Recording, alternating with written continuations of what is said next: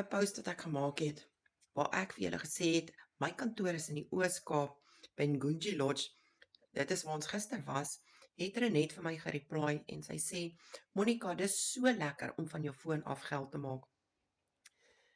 Ek is tans nog steeds in die Oos-Kaap. Ek het die 17de Junie klaargemaak by my permanente werk en ek bestuur nou my eie besigheid van my huis af, van enige plek in die wêreld en ek het daarvoor net my selfoon nodig.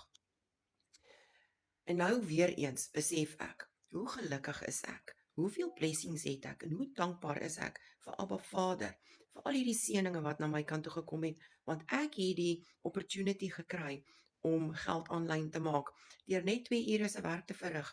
So kan ek van enige plek af werk. Vandag was ons by Summerstrand, op die strand gewees. Ons het daar 'n bietjie iets lekkers geëet vir middagete. Ons het toe teruggekom. Ek sal die hele week is ek siek. Maar ek kan nog steeds werk. En terwyl ek siek is en terwyl ek operate, werk my outomatiese stelsel 24/7 vir my. En so verdien ek geld aanlyn.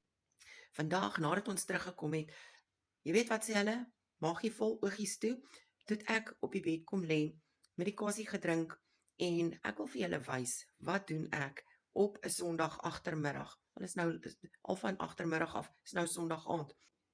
Vir die eerste keer in 'n lang tyd kan ek sê, het ek 'n middagslaapie gevang, kyk ek Netflix, I'm having the time of my life en ek verdien steeds geld aanlyn.